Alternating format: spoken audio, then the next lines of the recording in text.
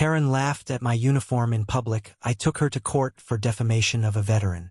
Have you ever been publicly humiliated for something you're deeply proud of, only to discover the truth could turn the tables? It was a crisp September morning in 2021, the kind where the air carries the weight of memory. I stood outside Central Pizza in Berlin, Connecticut, my Navy uniform crisp and polished, the medals pinned to my chest gleaming under the sun.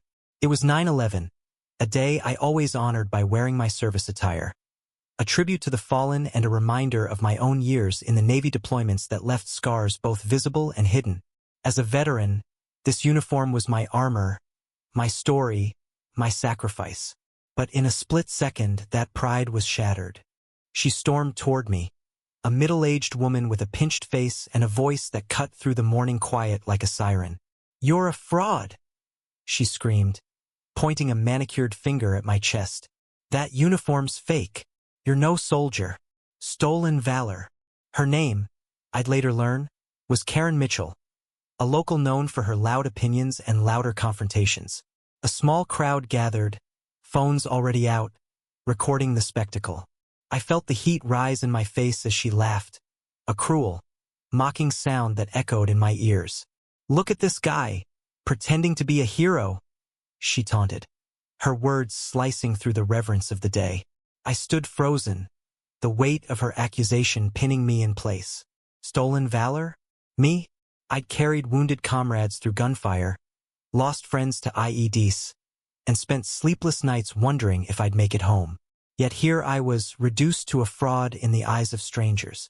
I tried to explain, my voice steady but shaking inside. "Ma'am," I served, "this is my uniform. I earned these medals." But she wasn't listening. She stepped closer, her eyes wild with conviction, and then her hand connected with my face. The slap stung, but the humiliation burned deeper. The crowd gasped, some murmuring, others filming.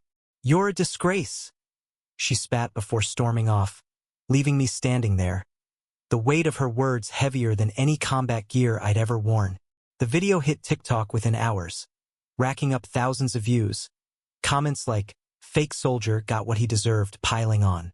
My name, my face, my service all dragged through the digital mud. Could have let it go. I could have chalked it up to one woman's ignorance and moved on.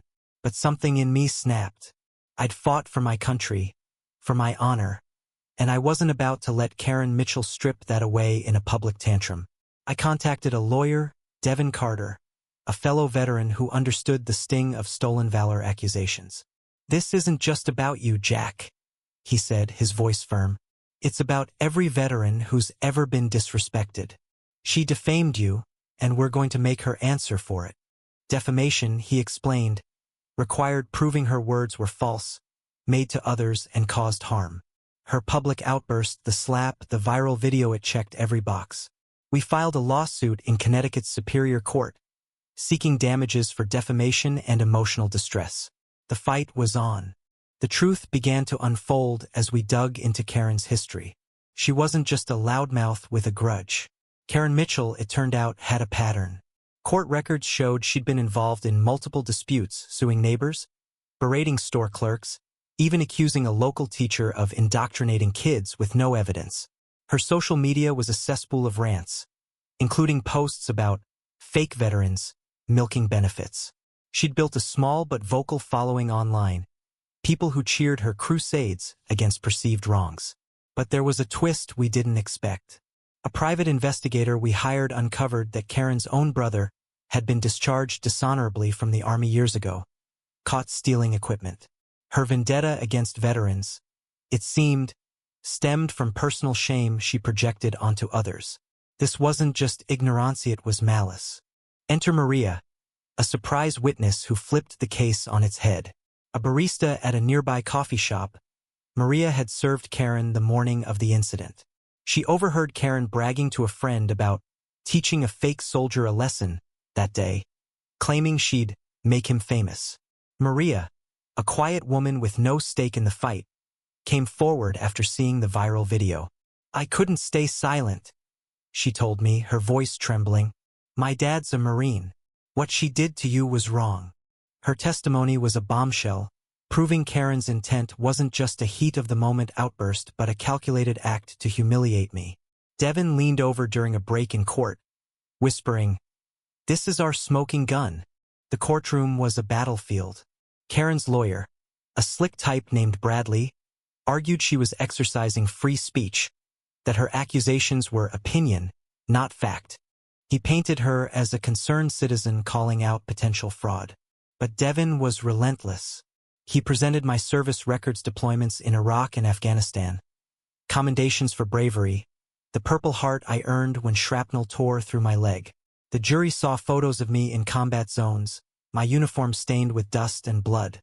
Then came the video, played on a loop. Karen's sneering face, her mocking laugh, the slap.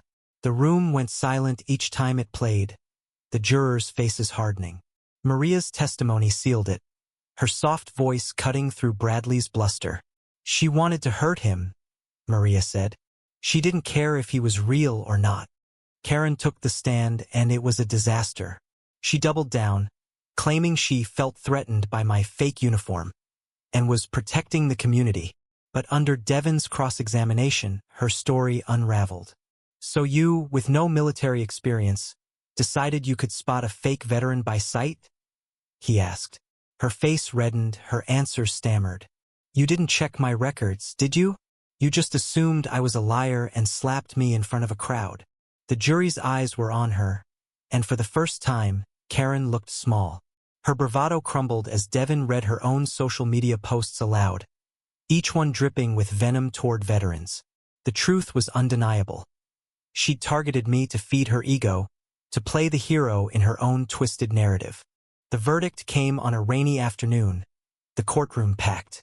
The jury found Karen liable for defamation per se, her words so damaging they didn't need proof of financial loss, and awarded me $500,000 in compensatory damages for the harm to my reputation and emotional distress. But the real blow came with punitive damages, $250,000, meant to punish her malice and send a message. The judge's gavel fell, and Karen's face went pale. Her online following turned on her. The same crowd that once cheered her now calling her a bully. The video that made me a target now fueled her downfall, shared with captions like, "Karen gets what she deserves." Her brother's dishonorable discharge surfaced online, and the irony wasn't lost on anyone. She'd spent years accusing others of fraud while carrying her own family's shame. As I walked out of the courthouse, the weight of that September morning lifted. I'd fought not just for myself but for every veteran who's ever been disrespected, whose service has been questioned by those too quick to judge.